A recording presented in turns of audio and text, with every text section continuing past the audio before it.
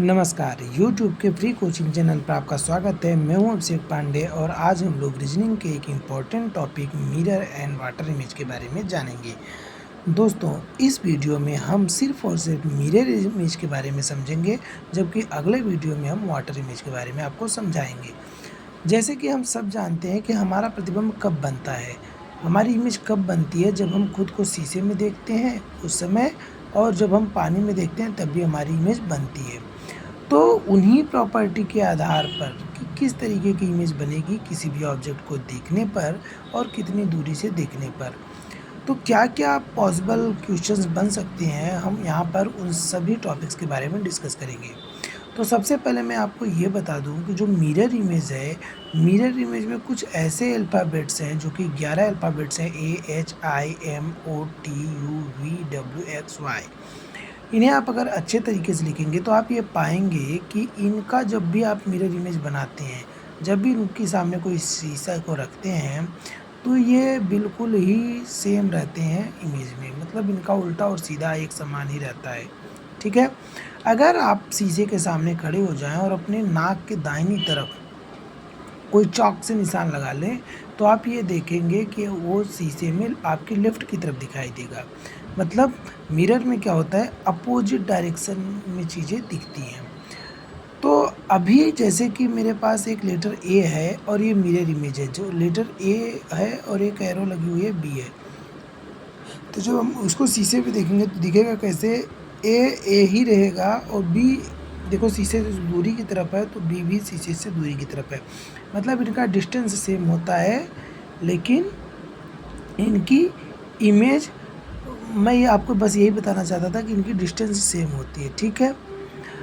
और साइज़ भी सेम रहता है। जैसे ए जितना बड़ा, जैसे ये शीशा है, यहाँ से अगर 2 मीटर की दूरी पर ये है, तो यहाँ से भी 2 मीटर की ही दूरी पर रहेगा।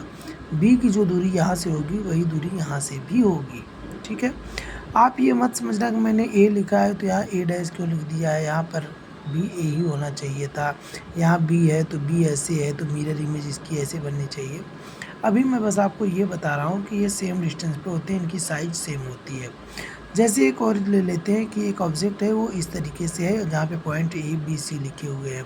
तो जब हम शीशे में देखेंगे तो जितनी दूरी पर ये है उतनी दूरी पर ये भी रहेगा, ठीक है?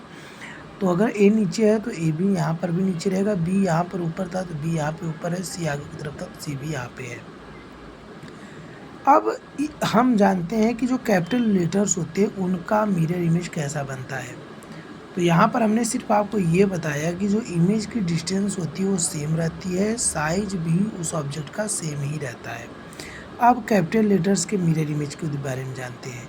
मैंने आपको ऑलरेडी बता दिया 26 अल्फ़ाबेट्स होते हैं, जिनमें से 11 के हूबहू वही मिरर इमेज होती है।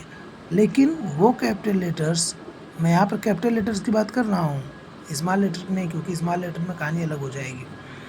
तो कैपिटल लेटर्स ये जो है, इनकी जब मिरर इमेज हम देखेंगे, देखो जो बी है ऐसे था तो ये इसकी मिरर इमेज ऐसी बनेगी।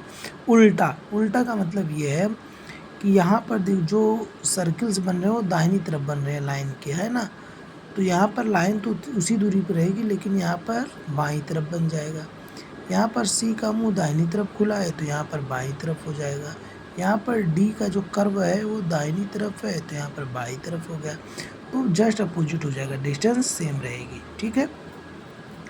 तो हमने बोला कि जो मिरर इमेज होते हैं कैपिटल लेटर्स के अल्फ़ाबेट में 11 के सेम होते हैं, बाकी के नहीं।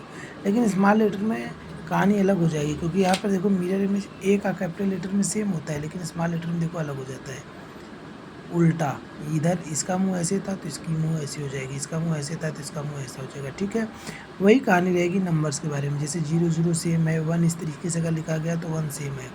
लेकिन अगर कहीं ये 1 ऐसे लिखा हुआ होता, जैसे ऐसे रहता है ना, तो ये कैसे हो जाता? देखो यहाँ पर 1 किधर है, लेफ़्ट की साइड है, तो यहाँ पर क्या हो जाता, ये राइट की तरफ इसका मुँह हो जाता, ऐसे हो जाता।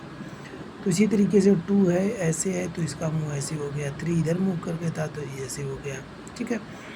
तो मिरर इमेज नंबर्स का भी हम समझ गए। अब ऑब्जेक्ट का मिरर इमेज, अगर कोई ऑब्जेक्ट था उसका मिरर में इस तरीके से एरो दिख रही है तो मिरर में उसका अपोजिट हो जाएगा, मतलब इधर अगर राइट साइड में है तो इधर लेफ्ट साइड में। अगर इधर की तरफ से कर्व है तो ये इधर की तरफ से हो जाएगा, जस्ट अपोजिट। और उसी तरीके से मिरर इमेज ऑफ क्लॉक अगर हम देखें तो जैसे ये घड़ी है तो यहाँ पर ये देखिए, इस घड़ी को देखकर आप क्या कहेंगे कि भाई कितने बज रहे हैं, तो यहाँ पर हम कहेंगे 6:07, हम कहेंगे 7:30 बज रहा है। लेकिन यहाँ पर अगर देखेंगे मिरर इमेज में तो ये चीज़ तो ऐसे ही रह गई, उसी तरीके से रह गई, क्योंकि इमेज में सेम डिस्टेंस पे रहेगा।